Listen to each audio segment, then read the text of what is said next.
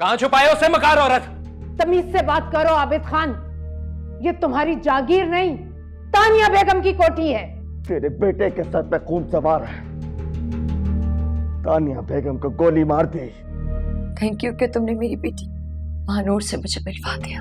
लोगों ने मेरी वजह से बहुत तकलीफें उठाई। औलाद के लिए तकलीफें तो बर्दाश्त करनी पड़ती है। अगर वो महानूर है तो छीन कर लाओ उनसे, चाहे इसके लिए तुम्हें जितनी लाशें गिरानी पड़े। महल मना रे लाख बना ले, महल मना रे लाख बना ले, दिल न बसा तो क्या, इश्क दा बंदिया पढ़ ले बल्ला, इश्क खुदा तेरा।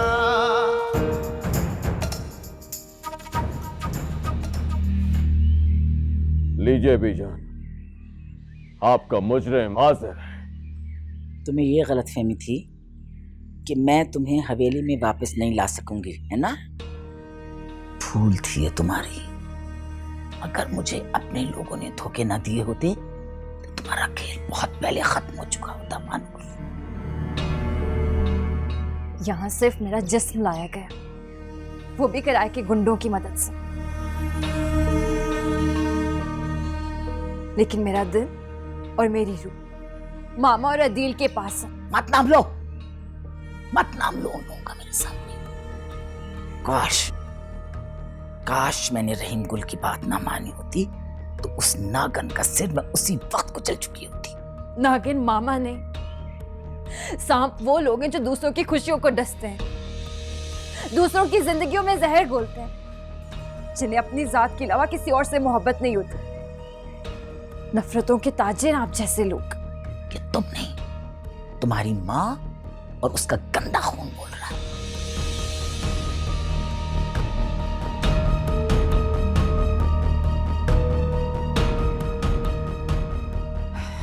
मैं अपने बेटे हाशिम खान के किए की सजा भुगत रही हूं। तुम उसकी वाहिद निशानी हो, इसलिए अब तक सांस ले रही हो, वरना अब तक तुम किसी गुमनाम कब्र में दफनाई जा चुकी होती महानूर। आप मौत के अलावा किसी और को दे भी क्या सकते? आप तो खुद भी मर चुकी हैं, लेकिन आपको इस चीज का एहसास नहीं। एक चलती फिरती जिंदा लाश है आप, जिसके सीने में दिल नहीं पत्थर है। वाह, तुम्हें तो जबान मिल गई।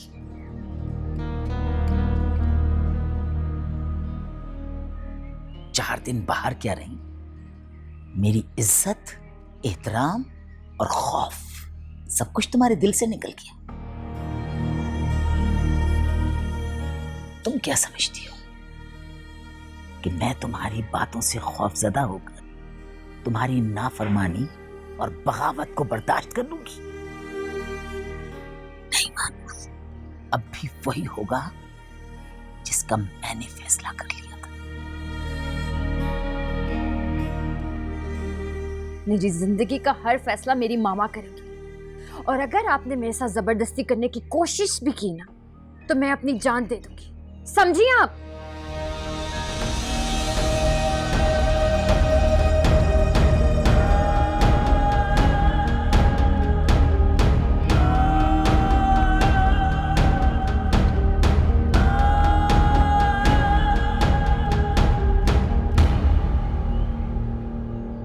आंटी, आपको कम से कम मुझे तो बताना चाहिए था। इससे क्या फर्क पड़ता?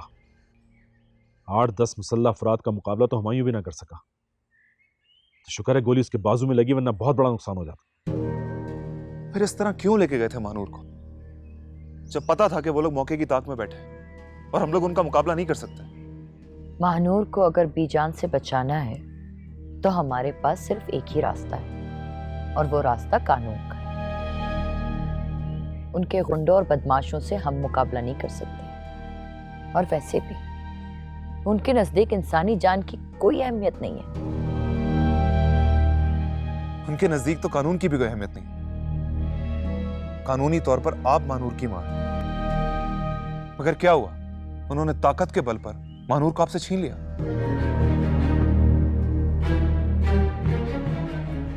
मानूर को अपनी मर्जी से शादी करने का हक है, मगर वो जबरदस्ती आबिद खान से उसकी शादी कराना चाहती है। अगर मैं मानूर को हवेली से ना निकालता ना, तो कानून मुंह देखता रह जाता, और आज मानूर आबिद खान की बीवी होती। तुम ठीक कह रहे हो बेटा, लेकिन हमारे पास कोई और रास्ता भी नहीं है ना। हम उनकी गुंडागर्दी, बदमाशी का जवाब गुंडागर्दी से नहीं दे सकते। जवाब देने के और भी बहुत तरीके होते हैं आंटी। क्या तरीका है? मैडम का सबसे बड़ा मसला उनकी अना है।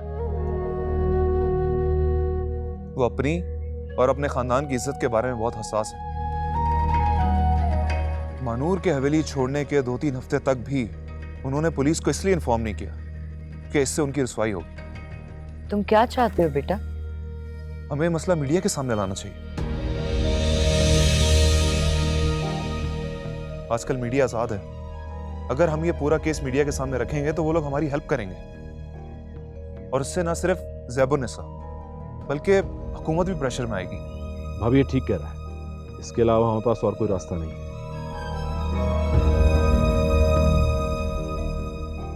आज तक आप हाशिम खान की वजह से ज़ैबुन्निसा बेगम का जुल्म सहती रही।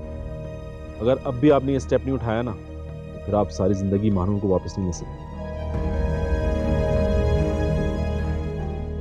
अरे भाई, मैंने कुछ और सोचा है।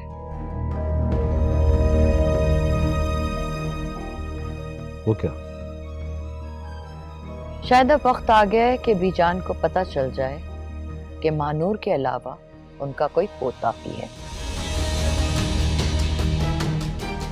क्या मानूर का कोई भाई भी है? हाँ, मेरा बेटा फर्रुख, मानूर का भाई।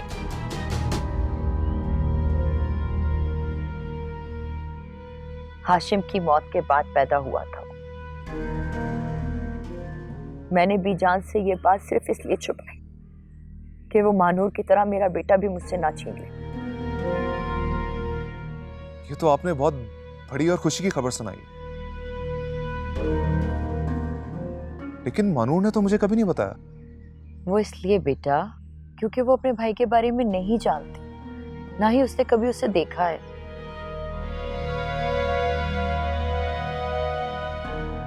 भाभी, क्या आप ये समझती हैं कि पोते की खुशखबरी सुनकर ज़ैबुन्निसा बेगम का रवैया बदल जाएगा?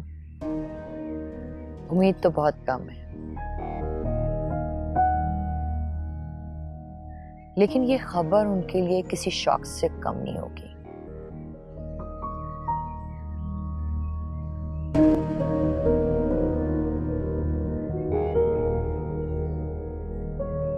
मुझे ये बताए कि अब किस बात की देर है? क्या बीजान इस बात का इंतजार कर रही है कि मानूर दोबारा हवेली से भाग जाए?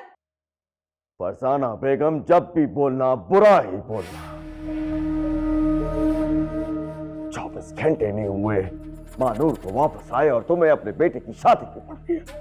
पहले भी बीजान ने बिला वजह देर की। निकाह का सोचने में 1 महीना जाया करती। अगर इतना वक्त जाया ना हुआ होता तो ये तमाशा नहीं खड़ा होता।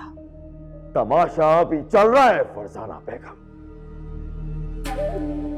तुम्हारे बेटे ने फूलवली दरगाह और महराबपुर में जो कुछ किया, उसका तमाशा अभी चल रहा है। तानिया बेगम का कत्ल कोई मामूली बात नहीं है, बहुत बड़ा मसला खड़ा हो रहा है, लेकिन तेरा बेटा सुनता ही कहाँ? लगता है आबिद खान को मुल्क से बाहर भेजना पड़ेगा। आप ये बात क्यों नहीं समझते कि ये कत्ल उसने अपनी मर्जी से नहीं किया था? बीजान की पोती की वजह से तानिया बेगम को मारा है उसने। उसकी कोई जाती दुश्मनी नहीं थी उससे। और अब आबिद को बचाना भी बीजान का फर्ज है। लेकिन बीजान ने उसे लाशें गिराने को नहीं कहा था। मचावर के कत्ल के बाद मैंने उसे समझाया, लेकिन तेरा बेटा सुनता कहाँ है? आबिद खान, मना किया था तुझे बिला वजह हवेली से नहीं जाना। फिर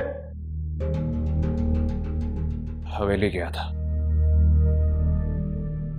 दादी तो बिल्कुल सटे आ गई है। क्या क्या हुआ? अब क्या करके आए वहां पे? मानूर से मिलने से रोक रही है। अच्छा किया जो बीजान ने तुम्हें मानूर से नहीं मिलने दिया।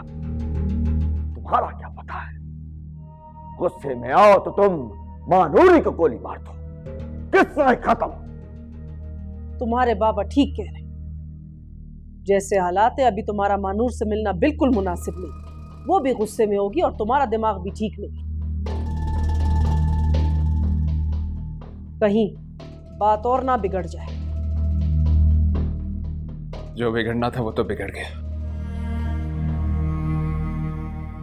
जो लड़की एक गैर लड़के के साथ अकेली ना जाने किधर किधर रही है।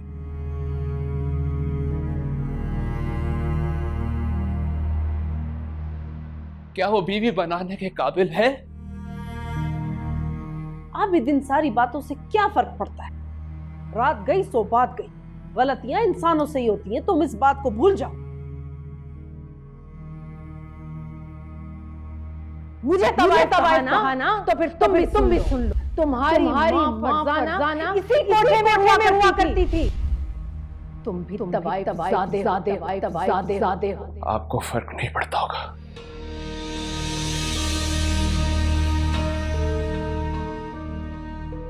क्योंकि जहां से आप आई हैं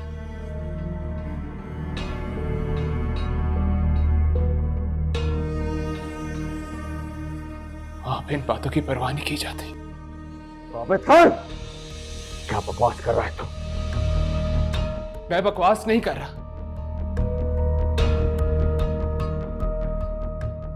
ये हकीकत है और आप भी जानते हैं इस बात को।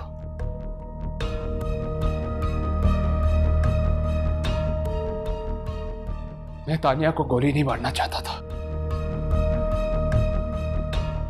मगर जब उसने मुझे मां की गाली देके ये कहा कि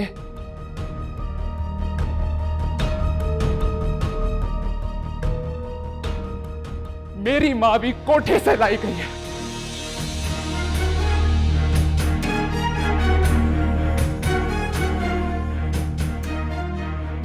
तब मैंने उसको गोली मारी।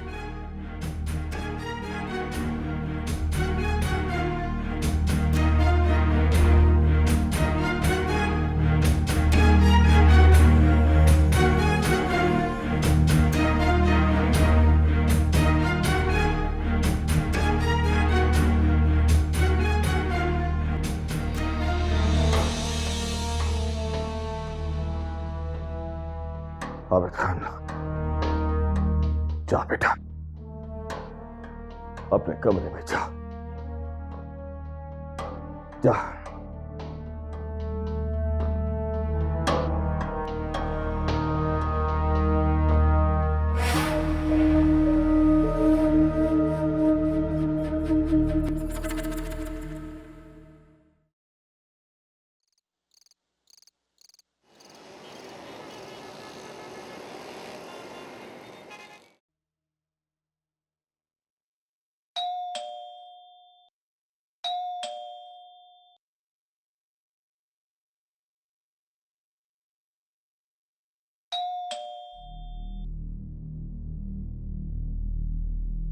जी फरमाएं। जी, मुझे वलीद खान ने भेजा है। वलीद खान?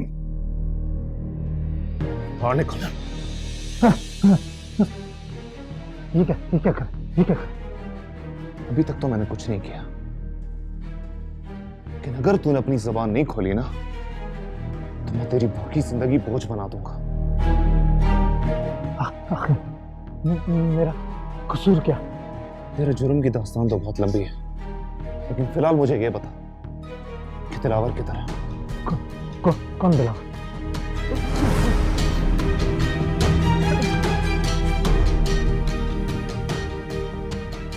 देख, मेरे पास ज्यादा टाइम नहीं है और दिलावर का पता तो मैं लगा ही लूंगा, लेकिन बिला वजह तेरी जिंदगी बर्बाद हो जाएगी। तो चल बता मुझे, कहां है दिलावर? बोल। अच्छा, बताता हूं। चल चल चल इधर। दिलावर, दिलावर, किधर रह गया था यार तू? सॉरी यार, अब मैं आ गया हूं ना, सब ठीक हो जाएगा। देख तेरे दोस्त का क्या हाल कर दिया। बस तू फिक्र मत कर, तेरे एक एक जख्म का हिसाब दूंगा मैं। खोल इसे, खोल।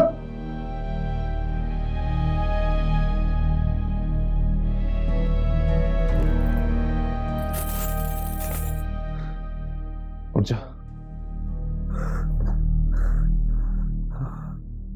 देखें, मैंने अपनी ज़बान पूरी कर दी, अब मुझे जाने दे।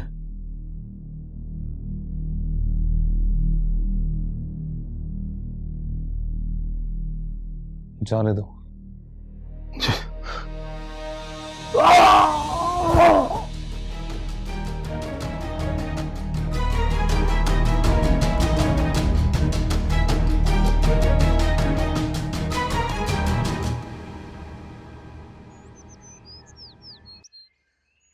तुम्हारी बहू आई मुजफ्फर खान, तुम्हारे बेटे हाशिम खान की मोहब्बत। मैं चाहती ना तो उसे हवेली के दरवाजे में दाखिल ना होने देती, मगर मैं देखना चाहती हूँ कि वो एक बार फिर अपनी बेटी को खोकर क्या महसूस कर रही है। मैंने तुमसे कहा था ना कि मैं महनूर को हर कीमत पर वापस लाऊंगी, तो देखो वो वापस आ गई। मैंने बड़ी गलती की थी, पहले उसे बहुत आजादी दे दी थी, लेकिन अब वो हवेली के बाहर कदम नहीं रख सकेगी। आइए रिफत बेगम,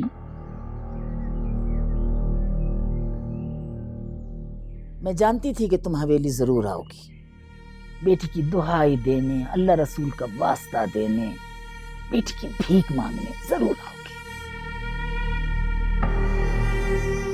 नहीं बीजान, आपको गलतफहमी हुई है। अब रोने और गिड़गिड़ाने के दिन मेरे नहीं, आपके हैं।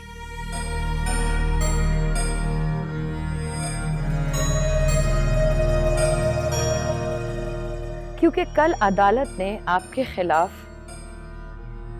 हुक्म जारी कर दिया है। ये लीजिए, आपको तो मिल गया होगा। अब आप महानूर को जबरदस्ती अपने पास नहीं रख सकती। अच्छा, उसे मेरे हवाले कर दीजिए, वरना आप अदालत के फैसले की तौहीन करेंगी।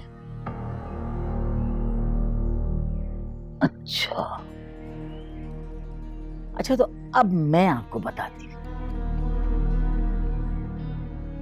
तुम ये बार बार क्यों भूल जाती हो कि ये रियासत मेरी है। मैं यहाँ के स्याह और सफेद की मालिक हूँ, यहाँ पर मेरा कानून चलता है।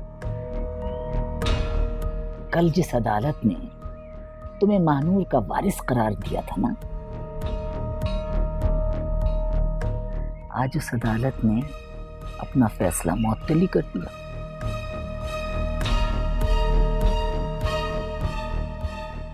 शायद तुम्हें मालूम नहीं होगा, लो ये देख लो।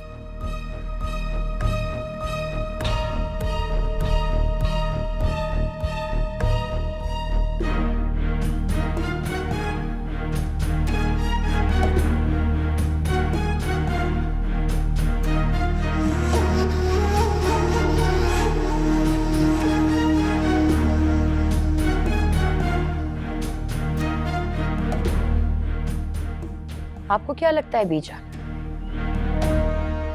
अदालत का फैसला मुअत्तल हो गया है तो क्या एक मां का अपनी बेटी से रिश्ता भी खत्म हो गया?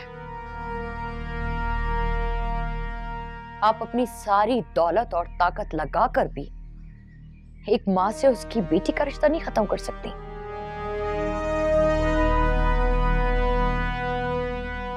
यही हैसियत है आपकी ताकत और दौलत की।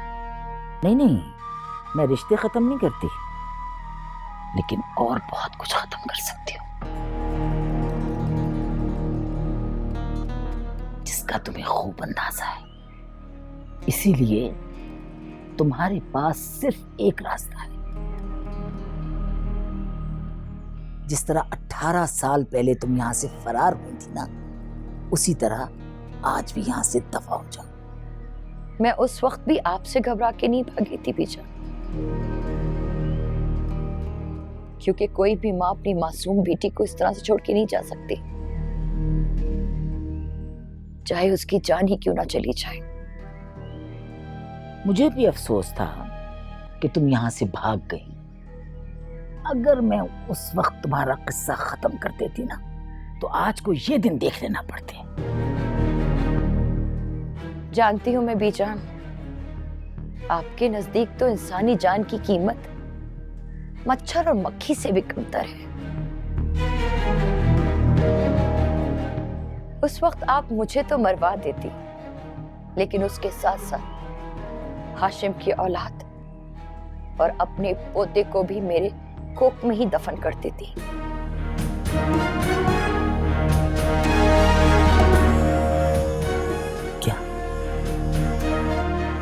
क्या बकवास कर रही है ये? क्या बकवास कर रही हो? वही जो आप सुन रही हैं।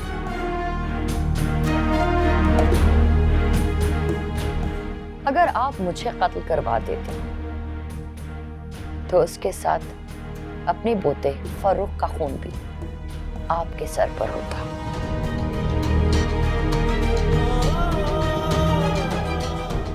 मैं तो अपने होने वाले बच्चे की जान बचाने के लिए यहाँ से भागी थी, क्योंकि मैं जानती थी बीजान, महानूर की तरह आप मुझसे मेरा बेटा भी छीन लेंगी।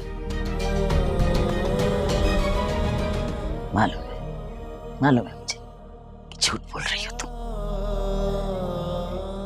ये सब कुछ कहकर तुम मुझसे महानूर को छीनना चाहती हो, मगर याद रखो, महानूर तुम्हें कभी नहीं मिलेगी, किसी कीमत पर भी नहीं।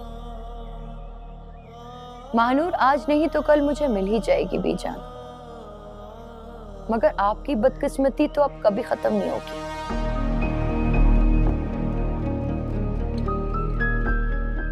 आपने अपने बेटे हाशिम को तो खो दिया, लेकिन अब सारी जिंदगी आपको अपना पोता देखना भी नसीब नहीं होगा। झूठ, बिल्कुल झूठ।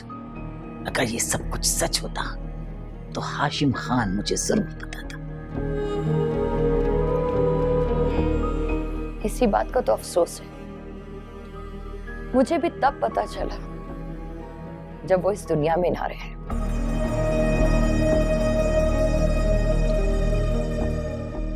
लेकिन फरजाना भाभी का तो पता था, उन्होंने आपको नहीं बताया। लेकिन वो क्यों बताती? जायदाद में एक और वारिस जो मिल जाता।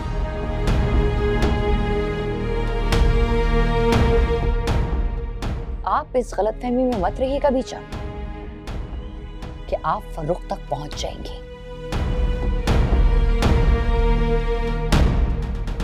वो आपकी नजरों से बहुत दूर है, 7 समंदर पार। आप उस तक कभी नहीं पहुंच सकती, कभी नहीं।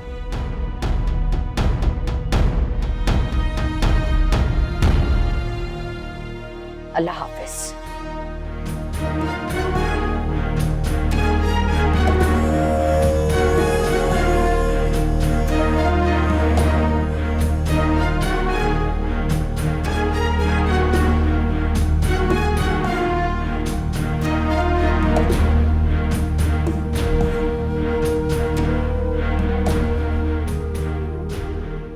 वलीद खान को बुलाओ,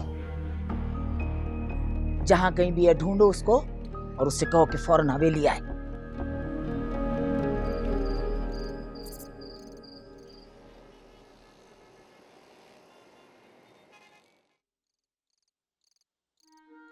बाबा, हाँ मेरा बेटा, बाबा, बस आप आ गए। अल्लाह करे शुक्र। अम्मा, एक तो मुझे आपकी समझ नहीं आती, जब वो नहीं थे तब भी आप रो रही थी, और जब आ गए तब भी आप रो रही हैं। बेटा, ये आंसू चीज ही ऐसी है कि खुशी हो या गम बह निकलते हैं। ये तो खुशी के आंसू। अल्लाह का लाख लाख शुक्र है, हमारे सर का साया वापस आ गया। बाबा, आपकी तबीयत तो ठीक है ना? पुलिस वालों ने आपसे की बदतमीजी तो नहीं? नहीं नहीं मेरा बेटा, नहीं है। मैं खामखा दिल बुरा ना करो, ऐसी कोई बात नहीं है। इस तो उनसे किसी भी बात की तवक्को की जा सकती है, लेकिन मेरे साथ उन्होंने ऐसा कुछ नहीं किया, अल्लाह का शुक्र है। जब तुम किसी के साथ बुरा नहीं करते तो अल्लाह भी कभी तुम्हारे साथ बुरा नहीं होने देगा। अल्लाह का शुक्र है अब्बा घर पे वापस आ गए। वैसे एक खुशखबरी और भी है। वो क्या? दिलावर भी वापस आ गया। सच? जी शुक्र है। या अल्लाह तेरा शुक्र है, या अल्लाह तू रहीम है, तू करीम है, हमारी सारी मुश्किलों को हल कर दे मेरे मालिक। आमीन आमीन। बेटा वो कहाँ था? वो फिर घर कैसे पहुंचा? अब इस बात को छोड़ें, ये कहानी मैं आपको बाद में सुनाऊंगा। वैसे मैंने शम्सा भाभी से बात की है, जैसी दिलावर की तबीयत थोड़ी बेहतर हो तो हमारे घर पे चक्कर लगाए। शम्सा भाभी तो बहुत खुश होगी ना? उसे तो जैसे नई जिंदगी मिल गई। महानूर अपनी माँ के साथ खुश तो है ना?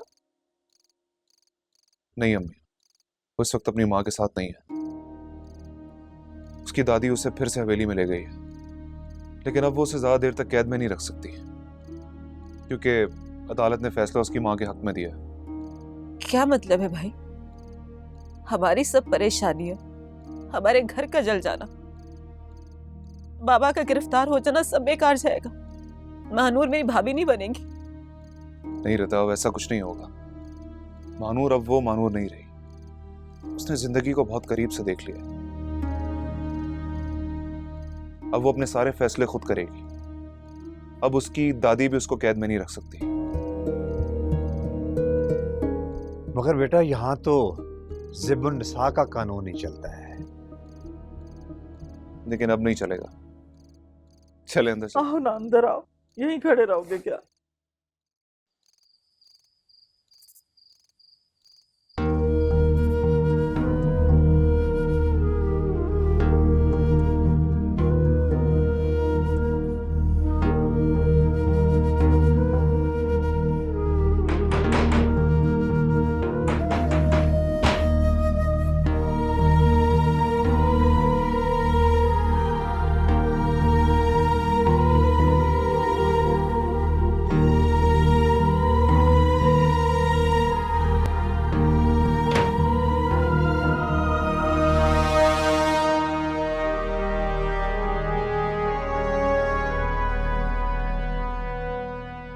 तुम मुझसे नफरत करती हो। आप क्यों ऐसा सवाल कर रही हैं जिसका जवाब सुनकर आपको तकलीफ हो? तुम मेरी तकलीफ और राहत से बेनियाज होकर जवाब दो। क्या तुम मुझसे नफरत करती हो? मुझे आपसे नफरत नहीं, हमदर्दी, तरस आता है आप पर। क्यों? किस बात की हमदर्दी? क्योंकि आप मरीज हैं अपनी अनापरस्ती और खुदगर्जी की।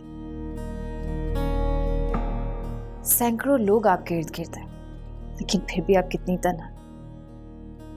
गौर से देखें, शायद आपका साया भी आपके साथ नहीं है। गलत कह रही हो तुम।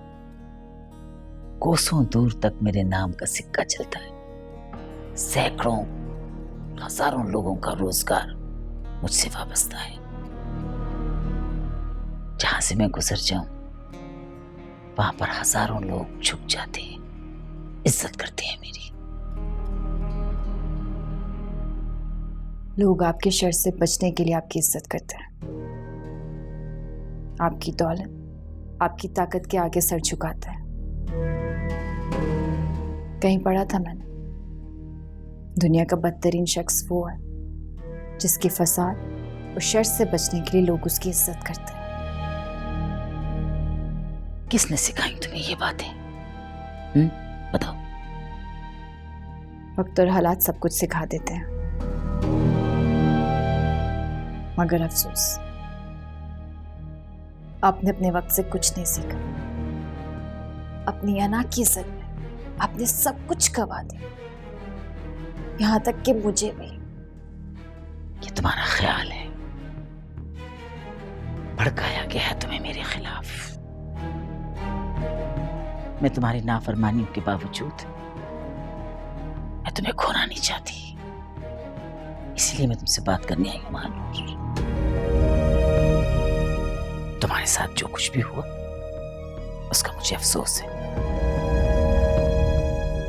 तुम मेरी मजबूरी हो, क्योंकि तुम मेरे बेटे हाशिम खान की इकलौती औलाद हो। अगर तुम मेरी ख्वाहिश के मुताबिक आबिद खान से खुशी के साथ शादी पर रजामंद हो जाती हो, तो तुम अपनी मम्मा रिफत बेगम के साथ इस हवेली में रह सकती हो।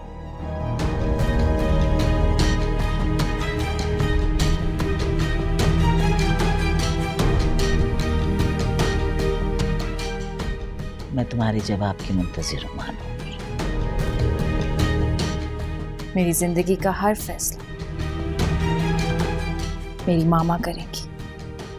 ताली दोनों हाथों से बजती है। तुमने मसालियात का एक मौका ज़ाया कर दिया महानूर। अफसोस। आप मेरी मामा की हैसियत कबूल करें, मैं आपका मुकाम तस्लीम कर लूंगी।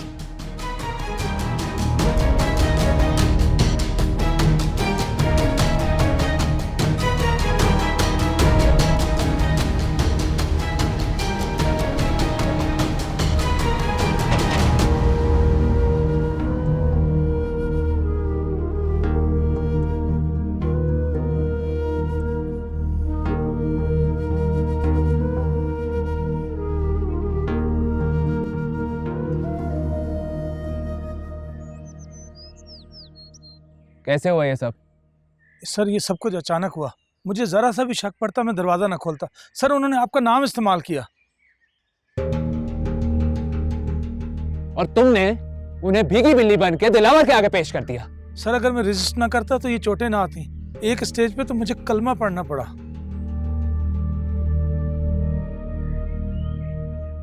वक्त आने पे अदील से सारे हिसाब किताब चुकाएंगे। एक दो बंदे उसकी रेकी करें। और सुना है कि अदील की बहन भी है कोई। सर अगर आप इजाजत दें तो अदील के खिलाफ रिपोर्ट करवा दूं? नहीं, इसकी कोई जरूरत नहीं है। बदला तो हम खुद लेंगे। Right sir. तुम फैक्ट्री जाओ और सुनो, अगर कोई इंपॉर्टेंट लेटर हो तो नौशीन को कहना कि घर भिजवा दें। सर वो चेयरमैन साहब मिलना चाह रहे थे। बाबा घर पे नहीं है, वो हवेली गए। खैर जाओ तुम। Thank you sir.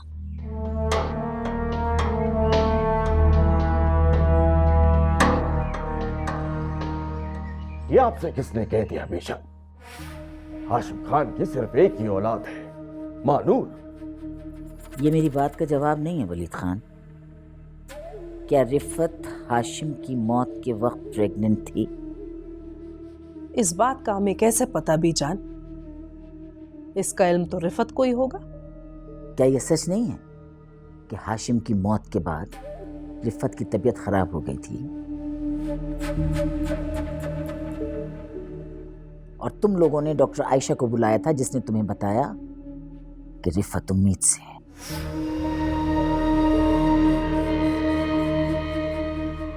बीजान, हमें तो ऐसा कुछ याद नहीं है। क्या तुम्हें कुछ याद है? बीजान, उस लेडी डॉक्टर ने कुछ कंफर्म बात नहीं बताई थी, सब कुछ अंदाजे से बोला था। तुम लोग मुझे बेवकूफ समझते हो? तुम लोगों ने जानबूझकर मुझे इस बात से बेखबर रखा है।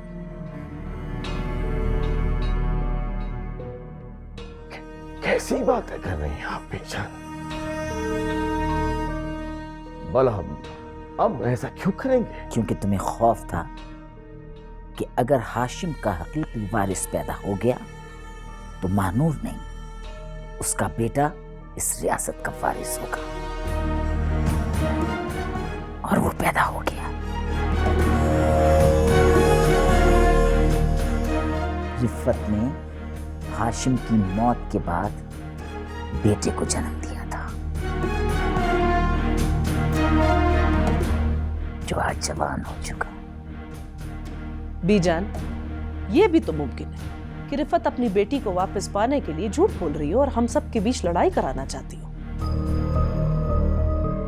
फरजाना, मैं रिफत से नफरत करती हूँ, उसका वजूद बर्दाश्त नहीं कर सकती, लेकिन इतना मुझे पता है कि ना वो झूठ बोलती है और ना वो धोखा देती है। बीजान, अगर हमें मालूम होता कि रिफत एक और बच्चे को जन्म देने वाली है, तो क्या मैं उसे जिंदा छोड़ता? जबकि आपकी भी यही ख्वाहिश थी। प्रोग्राम तो तुम्हारा यही था, लेकिन ऐन वक्त पर वो सरफिरा डीएसपी आरिफ रिफत को तुम्हारे कब्जे से छुड़ा लिया। बीजान, साफ साफ बात करें, हमें आपकी नीयत और इरादे बदलते नजर आ रहे हैं। अगर ये बात सच है कि हाशिम का बेटा मौजूद है और तुमने हमसे ये बात छुपाई, तो मुझे असर-ए-नौ बहुत सारी बातों पर गौर करना पड़ेगा। यानी अब इस रियासत का वारिस आबिद खान नहीं बल्कि हाशिम खान का बेटा होगा। ये कैसे हो सकता है? दुख झेले बीफ आख्ता और अंडे कव्वे खाए। कुर्बानियां दे हम, सारी तकलीफें झेले हम, कोर्ट कचहरी जाए वलीद खान। मेरा बेटा आबिद खान दुश्मनों से लड़े और वारिस बनेगा हाशिम खान का बेटा। वाह क्या बात है, जिसका शायद ये भी नहीं मालूम कि वो वाकई में हाशिम खान का बेटा है या किसी और का। फरजाना, रिफत गरीब घर की जरूर है, लेकिन किसी कोठे से नहीं आई हुई जिसकी औलाद पर शक किया जाए। बस बस बेजान, बस बहुत हो गया। फरजाना बिल्कुल ठीक कह रही है। अगर हमने दुख झेले हैं तो इस विरासत पर हक भी हमारा। कहानी सिफर से शुरू नहीं होगी और ना ही वक्त का पहिया उल्टा चलेगा। आबिद खान और महानूर की शादी का वादा आपको पूरा करना होगा। अगर इस रियासत का कोई वारिस है तो वो सिर्फ आबिद खान और महानूर। जान, इसके अलावा कुछ सोचिएगा भी मत, वरना मुझे आपसे बेहतर कौन जानता है। बड़ा कमीना आदमी है ये वलीद खान।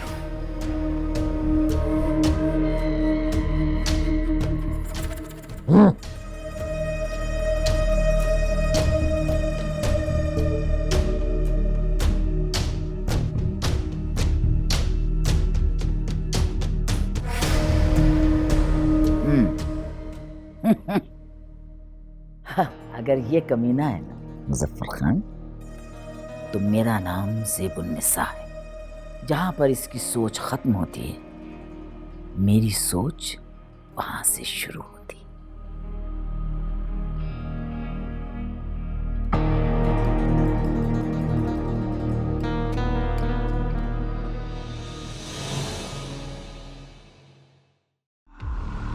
मैं तुम्हें अपनी वफादारी का सबूत देने के लिए एक और मौका देती हूँ। आपके बहुत सारे एहसानात हैं मुझ पर, तो मैंने सोचा कि मैं भी एक एहसान लौटा दूं। वलीद खान इतनी आसानी से हार मानने वाला नहीं है। आखिरी गोली और खून के आखिरी कतरे तक लड़ने का असूल है मेरा। कौन है तू? अदील खान नाम है मेरा, रिश्ते में होने वाला बहनोई है।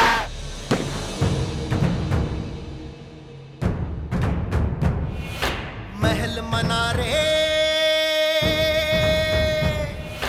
लाख बना ले, महल मनारे लाख बना ले, दिल न बसा तो क्या, इश्क दा बंदिया पढ़ ले बल्ला, इश्क खुदा तेरा।